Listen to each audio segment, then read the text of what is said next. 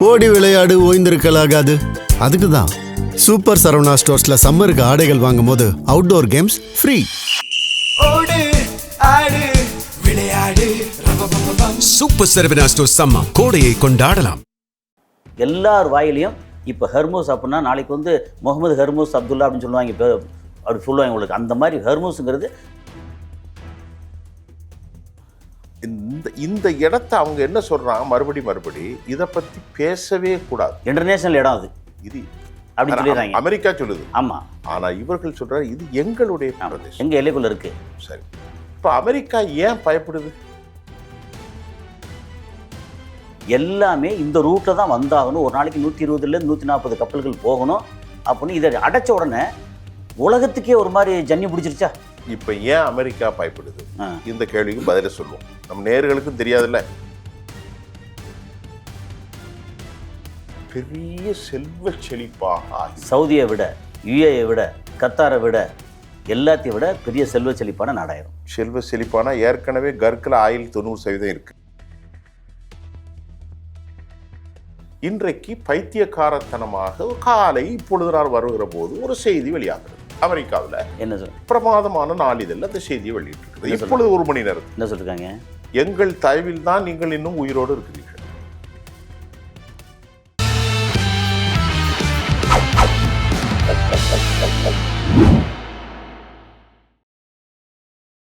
GeM TV நேயர்களுக்கு வணக்கம். நான் கசாலி. இன்றைக்கி வந்து உலக செய்தியில் ஒரு பரபரப்பான முக்கியமான நாள். இன்றைக்கி நடக்க போகிற இன்னும் சில மணித்துளிகளில் நடக்க போகிற இந்த விஷயம் வந்து இந்த உலகத்தின் தலையெழுத்து. அது போக நம்ம வந்து கேஸ்க்கு புக்கிங் பண்ணுவோம்ல, இனி புக்கிங் பண்ணலாமா வேணாமா, விறகடுப்பே சாஸ்வதமா, அல்லது நமக்கு வந்து பைக் இனியும் ஓட்டலாமா, கார் ஓட்டலாமா, அல்லது சைக்கிளோ கட்ட வண்டியோ எடுத்துருவோமா அப்படின்னு பல விஷயங்களை தீர்மானிக்கக்கூடிய முக்கியமான தருணம். அது இன்றைக்கே வந்து அங்கே முடிவாகாது, நடந்துக்கிட்டு இருக்கு. நமக்கு வந்து முந்தா நாள் 2 நாளைக்கு முன்னாடி கிடைச்ச தகவல் வந்து ஈரான் கலந்துக்கல்ல, ரொம்ப முக்கியமாக இதை வந்து வச்சுருக்காங்க, லெபனானை வந்து முக்கியமான இடத்துல வச்சுருக்காங்க. அதனால் அதை வந்து இஸ்ரேல் ஒத்துக்கல் நிறைய விஷயங்கள் இருந்துச்சு.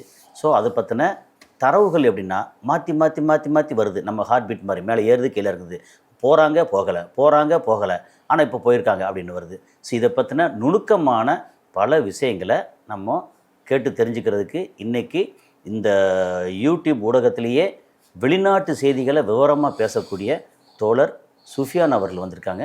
அவர்கிட்ட நம்ம வந்து கேட்டு தெரிஞ்சிருக்கோம். வாங்க சார். வணக்கம் தோழர், சொல்லுங்கள். ஸோ இப்போ வந்து நம்ம இன்ட்ரொடக்ஷன் சொன்ன மாதிரி இன்றைக்கி பாகிஸ்தான், இஸ்லாமாபாத் உலகத்தின் கண்களுக்கு முக்கியமான பொருள், இடம், பேசு பொருள். என்ன நடக்க போகுது? ஜேடி வான்ஸ் வந்திருக்கா ப்ளஸ் டெலிகேட்ஸ் வந்திருக்கா சொல்கிறாங்க. இங்கே வந்து நம்ம இவர் அப்பாஸ் அராக்சியும் அதுக்கப்புறம் வந்து காலிபாப்பும் அங்கே போயிருக்கதா சொல்கிறாங்க. இந்த டீட்டெயில் உங்கள்கிட்ட என்ன இருக்குது, அதை பற்றின கம்ப்ளீட் விவரங்களை, என்ன பேச போகிறாங்க, என்ன நடக்கும், என்ன நடக்காது அப்படின்னு சொல்லுவோம். அதாவது நீங்கள் சொன்ன மாதிரி இந்த உலகத்தினுடைய கண்கள் அனைத்தும் இஸ்லாமாபாத்தை நோக்கி 10,000க்கும் மேற்பட்ட இராணுவ மண்டலமாக பாதுகாப்பு பண்ணல ரெட் சைட்டாக மாறிவிட்டு, அதாவது பாதுகாக்கப்பட்ட ஒரு சிவப்பு எல்லையாக்க அது மாறி இருக்கிறது. யாரும் உள்ளே போக முடியாது. ரெட் ஜோன் சிவப்பு எல்லை கோடு உள்ளே கொண்டு வந்துட்டாங்க. ஆனால் அந்த பேச்சுவார்த்தை நீங்கள் பேசும்போது இன்ட்ரோ சொன்னீங்க, அது ஒரு மிகைப்படுத்தப்பட்டதாக எனக்கு தெரியல, ரொம்ப சரியான ஒரு விவகாரம். ஆனால் இதுவரை நடந்த பேச்சுவார்த்தை இந்த போருக்கான காரணத்தை தாண்டி இன்றைக்கு அமெரிக்கா விதிக்கக்கூடிய அந்த கோரிக்கைகள் எனக்கு மிகுந்த ஆச்சரியத்தை மட்டுமல்ல அதிர்ச்சியும் தருவதாக இருக்கிறது. என்ன கோரிக்கை? சரி, ஏற்கனவே இந்த போரை ஆரம்பிக்கின்ற போது அவர்கள் என்ன சொன்னார்கள்?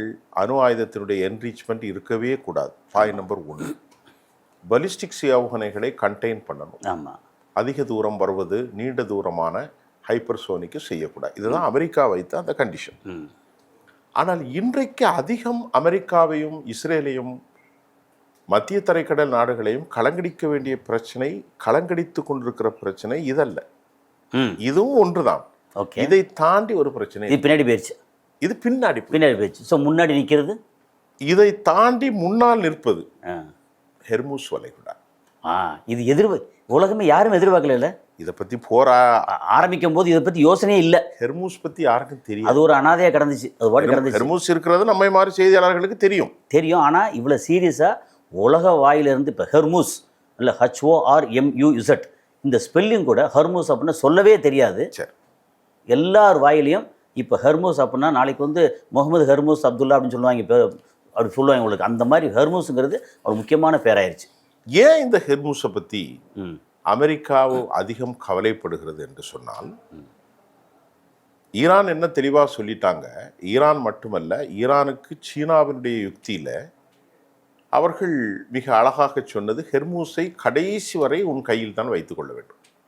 ஏனென்றால் கடல் ஹெர்மூஸ் இந்த வளைகுடா மொத்தம் 33 கிலோமீட்டர். ஆமாம், அதில் ஒரு 8 கிலோமீட்டர் தான் டெப்த்து. மீதி வந்து 41 8 நம்ம நிறைய டீட்டெயில் பூரா நிறைய சொல்லிட்டோம். ஆமாம், ஹெர்மூஸை பற்றி 33 55 இல்லை ஒன்றே ஒன்று சொல்லிடுறேன். ஆமாம் சொல்லி அதில் அந்த சாலோ வாட்டருங்கிறது 33. இந்த இடத்த அவங்க என்ன சொல்றாங்க, மறுபடி இதை பற்றி பேசவே கூடாது. இன்டர்நேஷனல் இடம் அது, இது அப்படின்னு சொல்லிடுறாங்க. அமெரிக்கா சொல்லுது. ஆமாம், ஆனால் இவர்கள் சொல்றாங்க இது எங்களுடைய பிரதேசம், எங்கள் எல்லைக்குள்ள இருக்கு. சரி, இப்போ அமெரிக்கா ஏன் பயப்படுது? ஒரு கேள்வி வரும்ல, அணு ஆயுதங்கள் தானடா ஆபத்து, இது என்ன பயம் அவனுக்கு? இதுல ஒண்ணும் இல்லையே, கப்பல் போறத காசு வாங்கி ஒரு மாசத்துல நிரூபிச்சிட்டாங்களே. இதை அடைச்சு எந்த கப்பலும் போக்குன்னா 5 எண்ணெய் கப்பல் அடிச்சாங்க. அதுக்கப்புறம் Saudi, UAE, Qatar, Bahrain, Kuwait, அப்புறம் இவங்க ஈராக்கோட ஒரு போர்ஷன் எல்லாமே இந்த ரூட்டில் தான் வந்தாகணும். ஒரு நாளைக்கு 120 140 கப்பல்கள் போகணும் அப்படின்னு இதை அடைச்ச உடனே உலகத்துக்கே ஒரு மாதிரி ஜன்னி பிடிச்சிருச்சா? இப்ப ஏன் அமெரிக்கா பயப்படுது? இந்த கேள்விக்கு பதில சொல்லுவோம். நம்ம நேர்களுக்கும் தெரியாதுல்ல. இதுல 140 கப்பல் ஒரு நாளைக்கு போகும். ஒரு கப்பலுக்கு 20 கோடி நீங்க வைத்துக்கொள்ளுங்க. இப்ப 100 கப்பலுக்கு எவ்வளவு வரும்? 2000 கோடி. 2000 கோடி. இப்போ ஒரு 50 கப்பலுக்கு ஒரு 1000 கோடி. 2600 2700 கோடி. சரி, 2000 கோடி வைத்துக்கிடுங்க. 2500 கோடி. ஒரு குறிப்பா 2500. சரி, 10 மாசத்துக்கு எவ்வளவு வருது? ஒரு நாளைக்கு 2500 கோடினா 30 நாளைக்கு 76000 கோடி இல்லை 7 லட்சம் கோடி.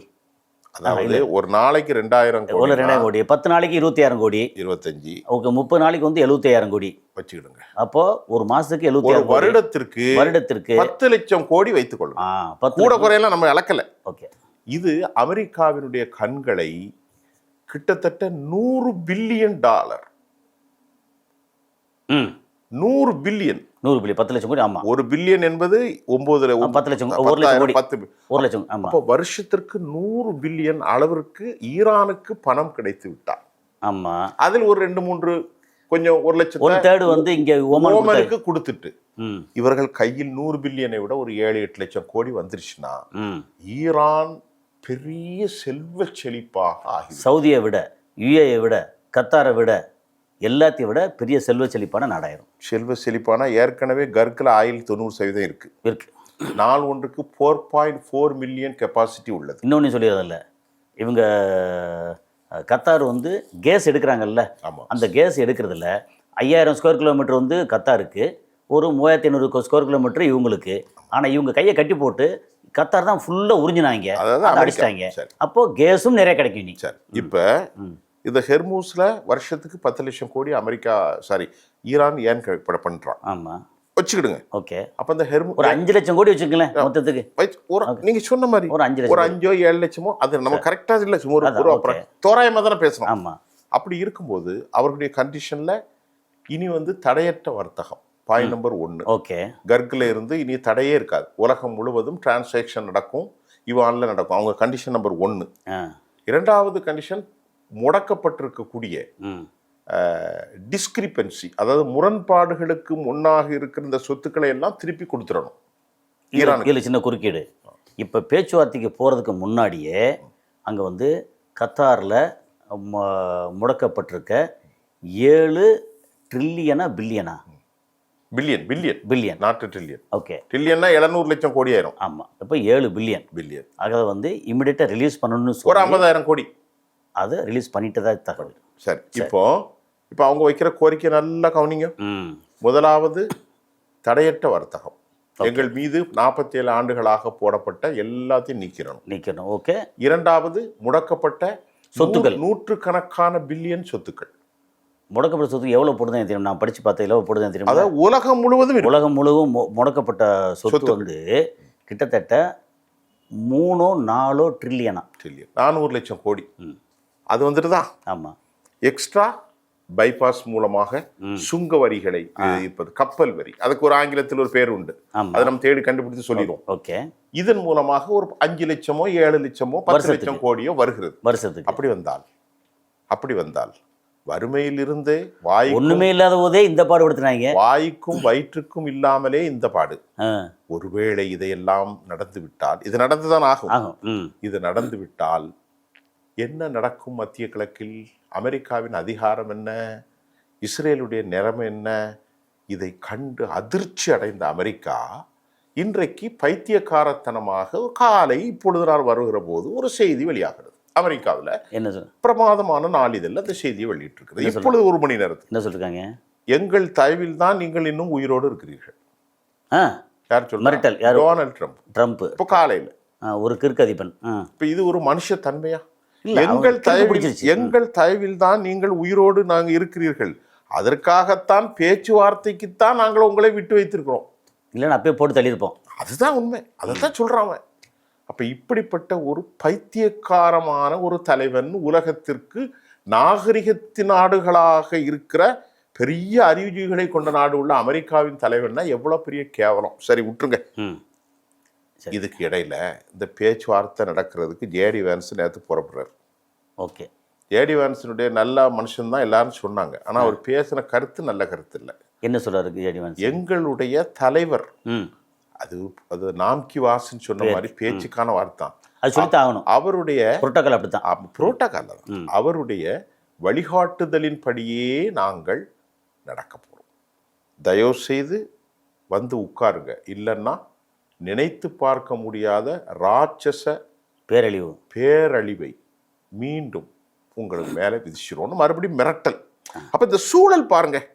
அதாவது பேச்சுவார்த்தைக்கு வான்னு கூப்பிட்டா மிரட்டி தான் கூப்பிடுவாங்களா? அவங்க அதெல்லாம் கவலைப்படலை. நீ அடிந்த இப்போ மறுபடியும் அவங்க என்ன சொல்றாங்க, லெபனான் சரி, இப்போ இந்த பேச்சுவார்த்தைக்கு நேற்று சனிக்கிழமை, இன்றைக்கு சனிக்கிழமை, நேற்று வெள்ளிக்கிழமை, நேற்று மாலை வரைக்கும் பேச்சுவார்த்தை நடப்பது உறுதி செய்யப்படவில்லை. ஓகே.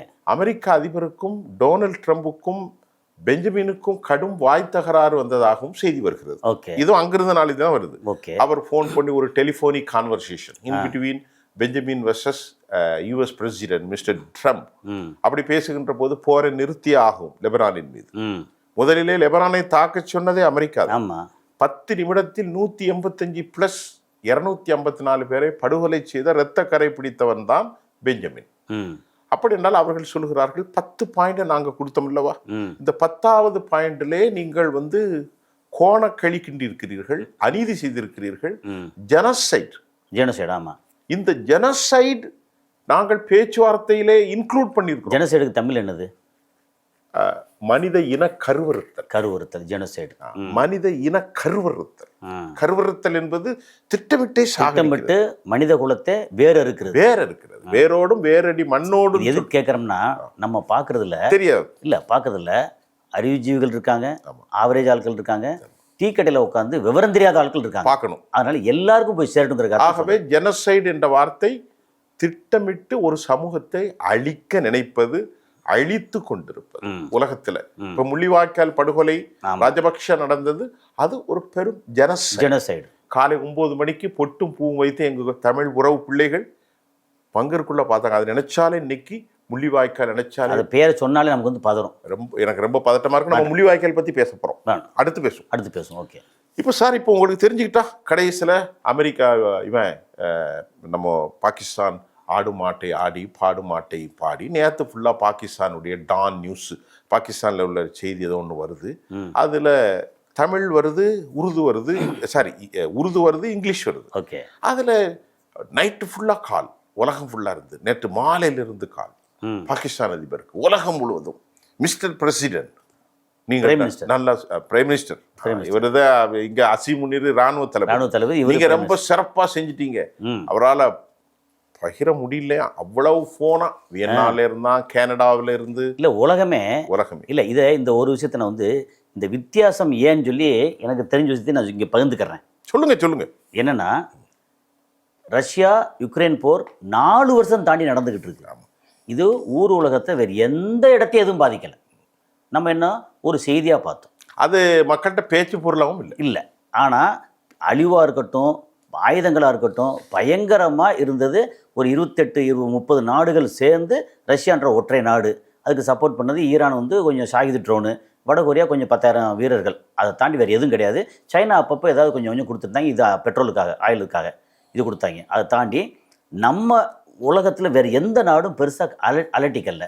சரி, 2.5 வருஷமாக வந்து காசா போர், அங்கே ஜினோசைடுனா சாதாரண ஜினோசைடு இல்லை, அவ்வளோ மோசமானது. குழந்தைகள், கர்ப்பிணிகள், பெண்கள் எல்லாத்தையும் அடித்தாங்க. அது வந்து ஒரு செய்தியாக மட்டும் நம்ம சேர்ந்தது. இதெல்லாம் தாண்டி ஈரானை கை வச்ச உடனே, ஈரான் வந்து முக்கியமான இடத்த கேட்டு போட்ட உடனே, எது நம்ம ஹர்மோஸு, அதை போட்ட உடனே எல்லார் வயிற்றுலையும் ஈர துணி வந்துருச்சா? இப்போ உலகமே பதறுது. அப்போது இந்த நேரத்தில் யார் வந்து இந்த மத்தியஸ்தம் பண்ணாலும் அவங்க தான் ஸ்டார். இதுதான் இப்போ பாலையில் படம் வெளியாகிறது. 100க்கு மேற்பட்ட, அதாவது அல்லது 50க்கு மேற்பட்ட, 100க்கு மேற்பட்ட குழு வந்துட்டு சீனாவில், ஈரான்லேருந்து.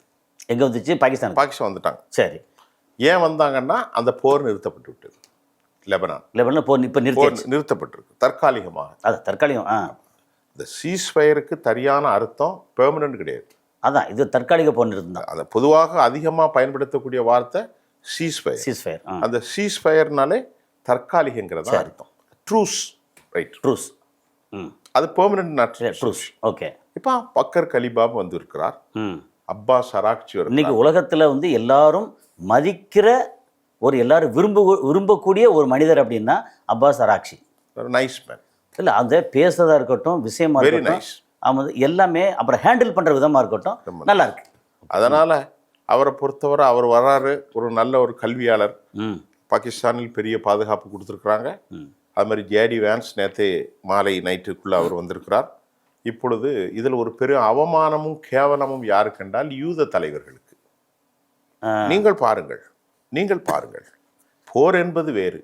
தங்களை கண்ணியத்துக்குரிய தலைவராகவும் அயத்துல்லாவாகவும் சுப்ரீம் லீடராகவும் வைக்கிற ஒரு பெரிய மனிதர், 89-90 வயசு, 87 வயசு, அவரை நம்பிக்கை துரோகத்தின் பால் படுகொலை செய்த இந்த இரத்த வெறி பிடித்த காட்டேரிகள் கும்பலுக்கு முன்னால் நாங்கள் எப்படி இருப்போம் என்ற கேள்வியை அவர்கள் எழுப்புகிறார்கள். இது நியாயம்தானே? கரெக்ட் தான். இப்போ நாங்கள் உட்கார்ந்துருக்கிறோம். ஆனால் அமெரிக்கா இதில் ஒரு பெரிய சூட்சமத்தை செய்தது. அனைத்தையும் செய்தது அமெரிக்கா தானே. அமெரிக்கா தான் இந்த திட்டத்தை கொடுத்தது. சிஐஏ அமெரிக்கா, மொசாத் கொடுத்தது, சின்பட் கொடுத்தது, ஆர்மஸ் கொடுத்தது, எல்லாமே அமெரிக்காவின் திட்டம் தான். ஆனால் அமெரிக்கா என்ன சொல்லிவிட்டார் என்றால், இதோ பாருங்கள், நாங்கள் உங்கள் நாட்டு தலைவர்களை படுகொலை செய்யவில்லை, எங்களுக்கும் இதுக்கும் சம்மந்தம் இல்லை, செய்ததெல்லாம் அவன். பங்கர் பஸ்ட் அது வந்து போட்டது எல்லாம் திட்டம். அங்கே பேச்சுவார்த்தை ஆரம்பிச்சுட்டு ஜெனீவாவில் பேச்சுவார்த்தை அடுத்த கட்டம் ஓகே, 3வது பேச்சுவார்த்தை, அடுத்த கட்டம் 4வது பேச்சுவார்த்தை மார்ச் 2ஆம் தேதி. ஆனால் பிப்ரவரி 28ஆம் தேதி எல்லா மக்களும் இங்கே ஒன்றா கூடுறாங்க, போட்டு தாளிச்சிட்டாங்க, தப்பு பண்ணிட்டாங்க. 2ஆம் தேதி வச்ச பேச்சுவார்த்தையை காலை 7:30 மணிக்கு விடியற்கால பிரேயர் சுபுகு என்று சொல்லக்கூடிய பள்ளிவாசல் தொழுகை முடித்து விட்டு ஆலோசனை நடக்கிறது. அதில் அநியாயமாக சாகடிக்கப்பட்டார். அவங்க சரி, அவங்கள சாகடிச்சாங்கல்ல. 168 பிள்ளை என்ன பண்ணுச்சு, இன்னைக்கு என்ன பண்ணிக்காங்க? அந்த குழந்தைகளை தாக்கியது எது? இஸ்ரேல் அல்ல, டொமஹாக். அது அமெரிக்காவோட அந்த டொமஹாக் தான் தாக்கியது. இப்போ இன்னைக்கு என்ன நடந்தது? எத்தனை பயன்படுத்தியிருக்காங்க தெரியுமா? எத்தனை? 850 மொத்தம் டொமஹாக் ஏவுகணைகள் 850 பயன்படுத்தியிருக்கான். ஒன்றுடைய விலை 12 கோடிங்கிறான். சும்மா கொஞ்சம் நெஞ்சம். இப்போ இன்றைக்கி பேச்சுவார்த்தைக்கு ஃப்ளைட்டில் போகிறாங்க இல்லையா, அந்த ஃப்ளைட்டில் ஒரு பிக்சரோட நிறைய டீட்டெயில் வந்துச்சு. அது எந்த அளவுக்கு உண்மைன்னு தெரியாது. ஒரு ஃப்ளைட்டில் 168 சீட்டில் ஒரு குழந்தைய ஃபோட்டோ, அதோட செருப்பு இருக்குல்ல, செருப்பு இதெல்லாம் வச்சு ஃப்ளைட்டு போகுது எங்கே? பாகிஸ்தானுக்கு. உலகம் ஃபுல்லாக சொல்லணும் இந்த மாதிரி படுகொலையான. இது வந்து எப்படின்னா, இந்த பேச்சுவார்த்தைக்கு இவங்க காரணம். நாங்கள் என்னென்னா, இன்னும் இவங்க வந்து கிறுக்குத்தனமாக வந்து அணுகுண்டை போட்டுறக்கூடாது, பேச்சுவார்த்தைக்கு நாங்கள் இறங்கி வர்றோம், நீயும் வந்து இதுக்கெல்லாம் இறங்கி வா, எங்கள் இது வா, அப்போ முதல்ல வந்து உன் கையை காலை முறிச்சிட்டு அதுக்கப்புறம் கழுத்தை இருப்போம் அப்படிங்கிற மாதிரி பேச்சுவார்த்தைக்கு வர்றதா. ஆனால் இந்த வந்து ஒரு எமோஷனல் டச் பார்த்திங்கன்னா, இந்த 168 பிஞ்சு குழந்தைகள் ஒன்று என்ன பண்ணுச்சு, அதை அடிச்சேல, அதுக்கு ஒரு தனி ஃப்ளைட்டு, அது மொத்தமாக வந்து கட்டி கொண்டு போகலை. ஒரு ஒரு சீட்லேயும் அவங்களுடைய ஃபோட்டோ, ஒரு குழந்தை ஃபோட்டோ அவங்க கீழே விழுந்து கிடந்த ஷூ இருக்குல்ல, ஷூ பேர் டீட்டெயிலோட அந்த ஃப்ளைட்டில் அப்படி போகுது அங்கே. இப்போ வந்து பாரு, எல்லாம் வந்து எக்ஸிபிஷன் மாதிரி. இந்த குழந்தைகளை தான் இந்த பேச்சுவார்த்தைக்கு வந்திருக்க ரத்த வெறி பிடிச்ச காட்டேரிகள் வந்து இதெல்லாம் கொன்னாங்க. இந்த பேச்சுவார்த்தையில் எது நியாயம், நீயே பாரு அப்படின்னு ரொம்ப ஒரு அருமையான ஒரு விஷயம் பண்ணாங்க. இன்னும் ஒரு இது வந்து அதான் இது இது இது ஒரு முக்கியமான விஷயம். இதில் இன்னொரு பேச்சுவார்த்தை எப்படி நடக்குங்கிற விஷயத்தை நான் வந்து கேள்விப்பட்டு சொல்லிடுறேன். இப்போது அவங்க வந்து செரீனாவா ஏதோ ஒரு ஹோட்டல் ஆமாம் தங்கியிருக்காங்க. அதில் ஒரே ஹோட்டல் தான் தங்குறாங்க. ஆனால் ஈரானோட டெலிகேட்ஸு தங்குறது ஒரு இடத்துல, அதுலேயே ஒரு இடத்துல. அமெரிக்காவோட டெலிகேட்ஸ் தங்குறது இன்னொரு இடத்துல. இதில் ரெண்டுக்கு இடையில பாகிஸ்தானோட பிரைம் மினிஸ்டரும் அவர் அசிஃப் முனீரும் 2 பேரும் ப்ளஸ் அவங்க கூட இருக்க டெலிகேட்ஸ் என்ன பண்ணுவாங்கன்னா, அங்கே ஒரே ஹோட்டலில் தங்கியிருந்தாலும் அமெரிக்காவோட டெலிகேட்ஸும் ஈரானோட டெலிகேட்ஸும் ஒன்றா சந்திச்சிக்க மாட்டாங்க. இவங்க வேறு, அவங்க வேறு, ஆனால் ஒரே இடம். என்ன செய்வாங்கன்னா, இங்கே வந்து JD Vance and plus delegates இவங்க அவங்க கருத்தை சொல்லுவாங்க. அதை பூரா வாங்கிட்டு நோட்ஸ் எடுத்துகிட்டு, இந்த மாதிரி ஐயா இவர் இப்படி சொல்கிறாரு, நீங்கள் என்ன சொல்கிறீங்க? இல்லை நாங்கள் இது ஒத்துக்க முடியாது. அப்போ சரி ஓகே, அவர் இங்கே இது ஒத்துக்கறல, ஆனால் நீங்கள் என்ன சொல்கிறீங்க? இல்லை இந்த இது வேணும், இல்லை இந்த வேணும் கேட்குறாங்க, என்ன செய்கிறது இப்படின்னு. இந்த மீடியேஷன் இருக்குல்ல, இடைத்தரகர் வேலை வந்து ஒரே இடத்துல உட்காந்து மாறி மாறி நேரடியாக பேச்சுவார்த்தை கிடையாது. அதே ஹோட்டல் தான், ஒரே ஹோட்டல், அதில் இங்கே ரூமில் தங்கியிருக்காங்க. ஆனால் நேரடியாக சந்திக்கிறதே இல்லை. வேறு தலங்கள் இருக்கலாம், இல்லை அது தலங்கள் வேறு இருக்கலாம், இல்லை ஒரு இடத்துல வேறு இடத்துல இருக்கலாம். ஆனால் என்னென்னா, இவங்க வந்து நேரடி சந்தித்து பேசக்கூடியது இந்த பேச்சுவார்த்தை இல்லை. அந்த பேச்சுவார்த்தைக்கு, இந்த டைப்பு பேச்சுவார்த்தைக்கு என்னமோ ஒரு ப்ராக்சி பேர் போட்டிருந்தாங்க. இது ஒரு டைப்பு பேச்சுவார்த்தை. ஸோ இது வந்து இதுக்கு பேசாமல் வந்து 13 குடம்ல இருந்திருக்கலாமே. அவன் நீ அமெரிக்காவில் நீ இங்கே இரு, ஃபோனில் வந்து இடையில நீ இங்கே பேசு, நீ இங்கே பேசு, முடிச்சிருக்கலாமே. என்னவோ இது ஒரு வகையான இதுதான் பேச்சுவார்த்தைக்கு ஸ்டைல். இதுதான் ஏற்கனவே ஓமனில் நடந்துச்சு. ஸ்டீவ் விட்காஃப் அவர்களும் நேரடியாக பேச மாட்டார்கள், தனித்தனியாக பேசுவார்கள். இவங்க அங்கே கேட்டுட்டு இங்கே சொல்லுவாங்க, இங்கே உள்ள பதிலை சொல்லிட்டு அங்கே சொல்லுவாங்க, அங்கே கேள்வி கேட்டு இங்கே மாற்றி இதே இடைத்தரகர்கள் வேலை கரெக்டாக இவங்க பார்ப்பாங்க. அமெரிக்கா குழுவில் வந்தது 3 பேர் ஏற்கனவே வந்தவர்கள் தான். ஒன்று Kushner, Steve Witkoff and JD Vance வேணும்னு கேட்டது ஈரான் தான் கேட்டார்கள். ஆனால் அவரை பற்றி ஒரு செய்தி நேற்று லண்டனில் நான் படித்தேன். அவருடைய உள்ளம் இந்த போரை ஒருபோதும் ஆதரிக்கவில்லை. ஜேடி வான்ஸ் இந்த போர் செய்கிற போதே உண்மையிலேயே எதிர்த்தவர் அவர்தான். ஏனால் கலந்தாய்வு நடக்கிறது. போர் 28ஆம் தேதி ஆரம்பிக்கும் போது 26ஆம் தேதி அமெரிக்காவினுடைய கலந்தாய்வு ஓவல் அதாவது அங்கே நடக்கின்றது.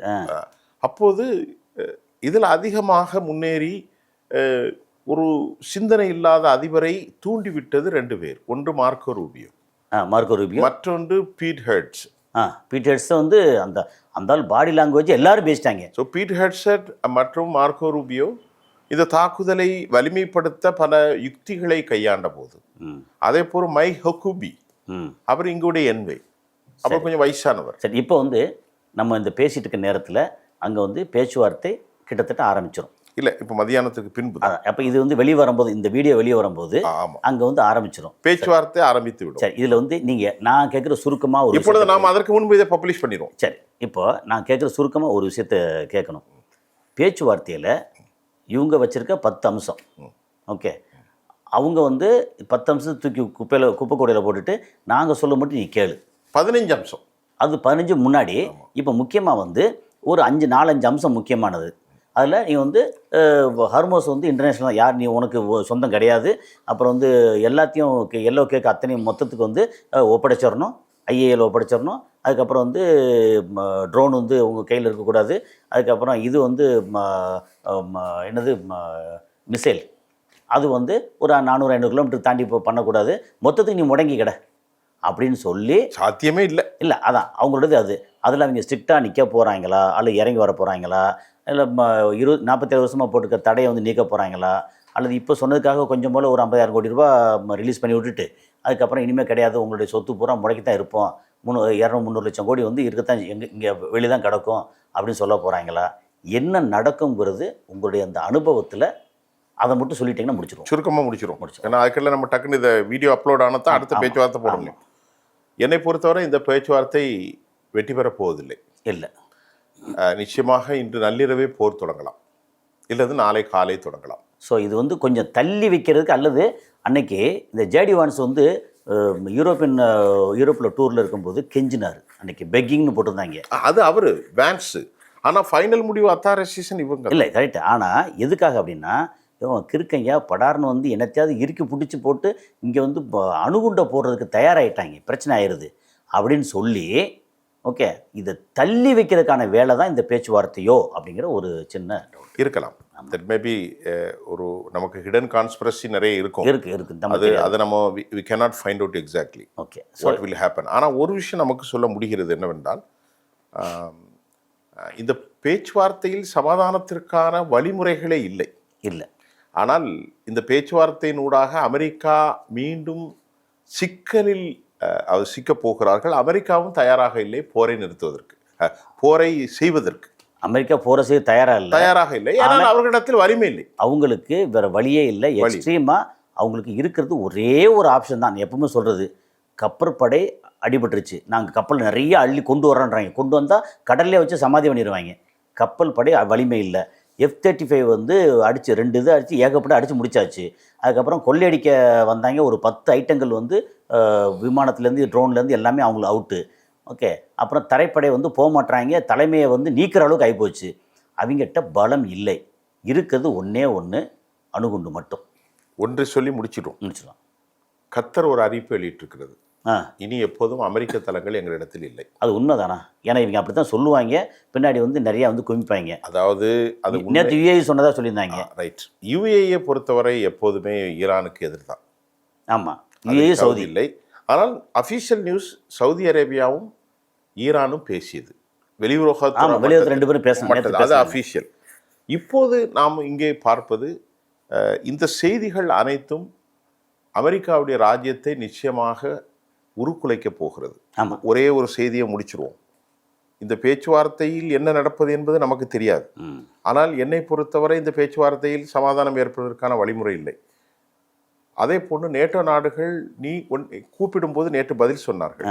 நேட்டோனுடைய அமைப்பினுடைய திரு புட்டோ அவரை அழைத்து கதவை மூடிக்கொண்டு, இது அசல்ஸ் நியூஸ். ஓகே, யூரோப்பிய யூனியன் செய்தி வெளியிடுகிறது. நேற்று இரவு யூரோப்பிய யூனியன் செய்தி என்னென்றால் 2 பேர் வெளியிடுகிறார்கள். நேட்டோவினுடைய தலைவர் புட்டோவை, அவர் பேர் புட்டு, அவரை கூப்பிட்டு கதவை மூடிக்கொண்டு கண்ணா பின்னா வந்து அசிங்கமாக திட்டு. யார் திட்டுவா? அமெரிக்க அதிபர் ட்ரம்ப். ஓகே, கதவை சாத்தி கொண்டு. சரி, இதே செய்தி நீங்கள் போய் பாருங்க. ஓகே, கண்ணா பின்னாண்டு நம்ம ஊர் மெட்ராஸ் பாலிசியில் பேசுற மாதிரி கேவலமா அவன் பய பரட்டை, அந்த பைய இந்த பைய பன்னாடை என்றெல்லாம் பேசுவாங்க. இதை அமெரிக்கா வார்த்தை இல்லை. ஏற்கனவே ஈரானை பத்தி அப்படித்தான் வந்து தேன்னு போட்டான், இதுன்னு போட்டான். என்னவோ எதுக்கிட்டா நீங்களா இருக்கீங்க, உங்களுக்கு என்னடா இருக்கு? இல்ல, இது வந்து என்கிட்ட பிச்சை அந்த இது இருக்குல்ல, தேமாவனே சொல்லுவாங்கல்ல. கடைசியில் புட்டு வெளியே வந்து என்ன இப்படி எல்லாம் திட்டுறான்னு சொல்லும். கடைசியில் அவங்க 2 கூட போன 2 பியூரோக்ராட்ஸ்ல அவங்க பேட்டியை கொடுக்க, இப்போ நேட்டோ கடும் கோபத்தில் வந்துட்டு ஸ்பெயின் அவர்கள் இதை திறந்து விட்டார்கள். தனது காரியாலயத்தை, தனது அலுவலகத்தை ஈரானில் திறக்க போகிறார். அப்புறம் இன்னொன்னு, நம்ம வந்து இதெல்லாம் உதிரி செய்தி. ஸ்டார்மர் இருக்கார்ல, ஆமா, அவர் வந்து அங்க கூப்பிட்டு என்ன சொல்றாரு, எல்லாம் மொத்தமாக வாங்க, நம்ம 30 நாடுகளும் சேர்ந்து கப்பற்படையை கொண்டு போய் ஹார்மோஸ் வந்து தகர்த்தெறிஞ்சு நம்ம வந்து அதை கைப்பற்றுவோம் அப்படின்னு சொல்லியிருக்கிறார். அது உண்மையா தெரியல. இல்லை, வந்திருக்கு, செய்தி வந்திருக்கு. அசல் தானா? அது அசல நமக்கு நிறைய அவங்க அந்த வேலைக்கு போகலையே. இப்போ நான் போகல எல்லாம் இது வரைக்கும் ஏன் இப்படி பேசுனேன், இப்போ ஏன் திடீர்னு இப்போ இந்த மாதிரி பேச வர்ற அப்படின்னு எல்லாரும் வந்து எதிர்ப்பு தெரிவிக்கிறாங்க இதுலயே அவர் பேசுனதுக்கு. இது இன்னைக்கு இதோடு நிறுத்திக்கலாம், அவ்வளோதான். ஸோ அருமை. இன்னைக்கு வந்து பேச்சுவார்த்தை துவங்க போகுது. இன்று நண்பகல் உணவுக்கு பின்பு பேச்சுவார்த்தை. அதற்கிடையிலே நம்ம இங்கே பேசியிருக்கோம். அது என்ன வருது அடுத்து அப்டேட் பண்ணுவோம் நம்ம. ஸோ வந்தது நம்ம அரங்கத்துக்கு வந்து நம்ம உண்மையில இந்த டிஸ்கஷன் எப்படின்னா, ஒரு டீ கடை பெஞ்சில் உட்காந்து நம்ம அடுத்து டீ குடிச்சிட்டே பேசுவோம். அவ்வளோதான், பேசுவோம். ரொம்ப நன்றி சார். டீ வாங்கி எப்போ தர்றாங்களோ அப்போ உட்காந்து பேசுவோம். அதெல்லாம் வருவார். நன்றி.